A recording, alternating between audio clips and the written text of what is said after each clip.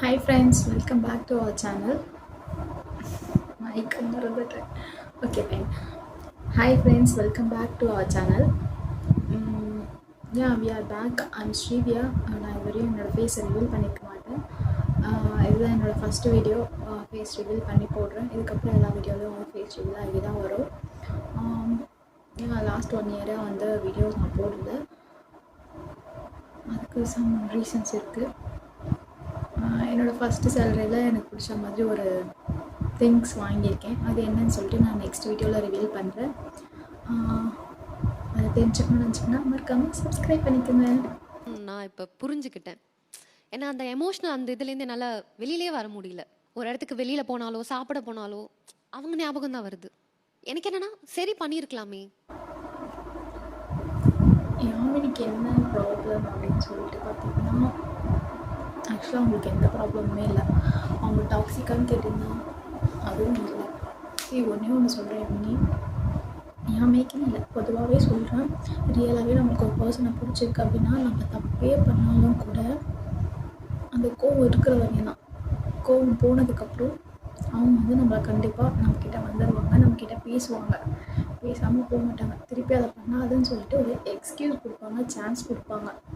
அவங்களோட வேர்ட்ஸ்லாம் பார்த்தீங்களா, ஹாப்பியாக இருக்கணும், சந்தோஷமாக இருக்கணும், நம்மளை பிடிச்சவங்கள நம்ம ஹாப்பியாக வச்சுக்கணும், நல்லா பார்த்துக்கணும், நம்மளை சுற்றி இருக்கிறவங்க நல்லா இருக்கணும்னு நினைக்கிறவங்க, அது எப்படி அவங்களுக்கு பிடிச்ச பையனை போயிட்டு டார்ச்சர் பண்ணியிருப்பாங்க, டாக்ஸிக்காக இருந்திருப்பாங்க. It's all about love. லவ்வில் வந்து எமோஷ்னல் அட்டாச்மெண்ட்ஸ் இருக்கலாம், தப்பு இல்லை. எமோஷ்னல் டிபெண்டன்ஸ் வந்து மேபி இருக்கலாம். ஏன் அப்படி சொல்லுன்னா, ஒரு பொண்ணும் பையனும் வந்து எமோஷ்னலாக அட்டாச் ஆகும்போது தான் இந்த லவ்வே வந்து க்ரியேட் ஆகும். எமோஷ்னல் இல்லாத லவ் பார்த்தீங்கன்னா அது லவ்வாகவே இருக்காது. நீங்கள் ரியலாகவே ஒரு பர்சனை வந்து லவ் பண்ணுறீங்க அப்படின்னா உங்களால் அவங்கள தாண்டி இன்னொருத்தரை வந்து யோசிக்கவே முடியாது. அதுதான் வந்து ரியாலிட்டி. இந்த ரிலேஷன்ஷிப் சீரியஸாக நம்ம கொண்டு போகும்போது நம்ம ஆப்போசிட் பார்ட்னரும் அந்த ரிலேஷன்ஷிப்பில் சீரியஸாக இருக்காங்கன்னு நம்ம தெரிஞ்சுக்கிறது ரொம்பவே முக்கியம். அண்ட் லாயல்ட்டி, ரிலேஷன்ஷிப்பில் ரொம்பவே இம்பார்ட்டண்ட் லாயல்ட்டி தான். லாயல்ட்டி கண்டிப்பாக இருக்கணும். யார் வேணால் என்ன வேணால் சொல்லலாம். நம்மளுக்கு ஒருத்தவங்களை பிடிச்சிச்சுன்னா நம்மளால் அவங்கள தாண்டி வேறு யாரையும் யோசிக்க முடியாது. இவங்க லவ் பண்ண பர்சனை விட 1000 டைம்ஸ் பெட்டராக இன்னொரு பர்சன் கிடைச்சாலுமே கூட, ஆனால் நம்ம லவ் பண்ண பர்சனாக அவங்க ஆயிட மாட்டாங்க. So there is a difference. If நீங்கள் உண்மையிலே லவ் பண்ணீங்கன்னா இதுதான் வந்து ரியாலிட்டி. நம்ம சேஞ்ச் பண்ணிக்கலாம்.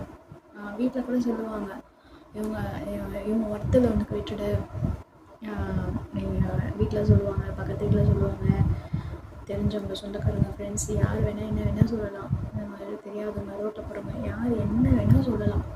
ஆனால் உங்களுக்கு மட்டும்தான் தெரியும், அண்ட் உங்களோட பார்ட்னருக்கு மட்டும்தான் தெரியும் நீங்கள் 2 பேரும் எந்த அளவுக்கு அட்டாச்மெண்ட் அப்படின்னு சொல்லிட்டு.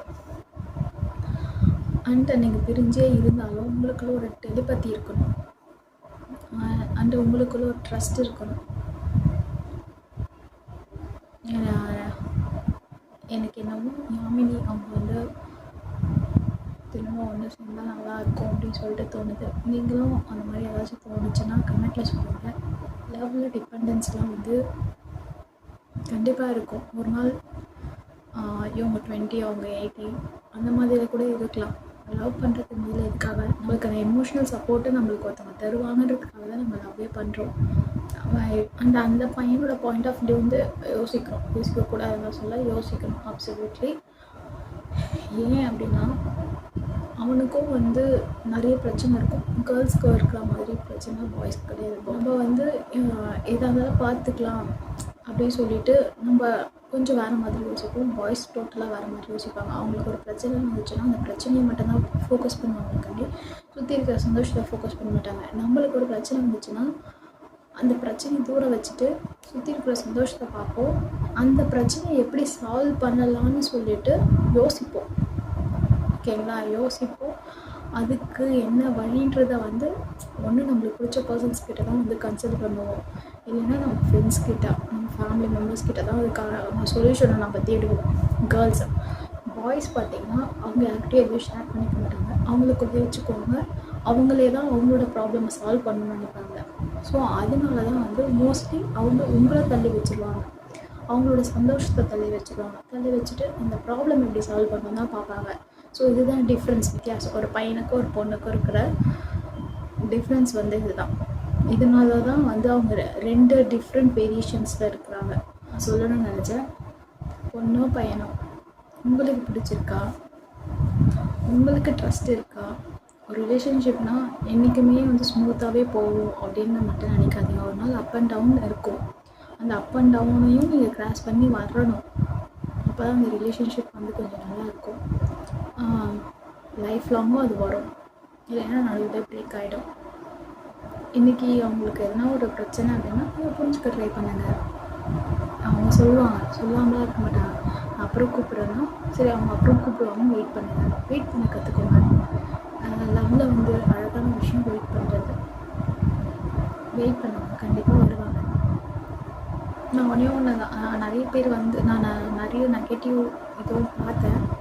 பாசிட்டிவ் வந்து 90% இருந்தாலும் 10% வந்து நெகட்டிவ் சைடும் வந்து நான் பார்த்தேன். நெகட்டிவ் சைடுனால் இன்ஸ்டாகிராம்லேயே வந்து போஸ்ட்லலாம் வந்து பார்த்துருந்தேன். அப்போ அந்த பையனோட பாயிண்ட் ஆஃப் வியூ வந்து யோசிக்க மாட்டேங்கடா, உங்களுக்கு வந்தால் ஒன்று, பொண்ணுக்கு வந்தால் ஒன்று, பையனுக்கு வந்தால் ஒன்று அப்படின்ற மாதிரிலாம் ஒரு சில இதெல்லாம் பார்த்தேன். யாமினி வந்து ஒரே ஒரு இடத்துல கூட அந்த பையனை விட்டு கொடுக்கல. எப்படி சொல்கிற அப்படின்னு கேட்டிங்கன்னா, அவங்க இதுவரையும் டிவிலையும் சரி ஒரு இடத்துல கூட அந்த பையனை வந்து எங்கேயும் ரிவீல் பண்ணலை. அவங்கக்கிட்ட வந்து இவங்க இல்லைன்னா இன்னொருத்தர் வருவான்னு சொன்னப்போயும் அந்த பர்சனை விட்டு கொடுக்கல. இல்லை அப்படின்ற மாதிரி கோபி சார் பேசும்போது கூட அவங்க என்ன சொல்கிறாங்கன்னா, அவங்க வருவாங்கன்னு எக்ஸ்பெக்ட் பண்ணுறேன், வர்றதுக்கு சான்ஸ் இருக்கான்னு கேட்டால் தெரியலன்னு தான் சொல்கிறாங்க. இல்லை சொல்லலை, இல்லைன்னு நினைக்கிறேன் அப்படின்னாங்க. அவங்களுக்கு தெரியல, கன்ஃபியூஷனாக இருக்காங்க, கொஞ்சம் டைம் கொடுங்கன்னு சொல்லிட்டு கோபி சார்னு சொன்னார். அந்த பையனுக்கு கொஞ்சம் டைம் கொடுங்க அப்படின்னு தான் சொல்லியிருக்காங்க. So time heals everything. Okay friends, நம்ம இன்னொரு வீடியோவில் பார்க்கலாம். சப்ஸ்கிரைப் பண்ணாதவங்க சப்ஸ்கிரைப் பண்ணியிருக்குங்க. பாய்.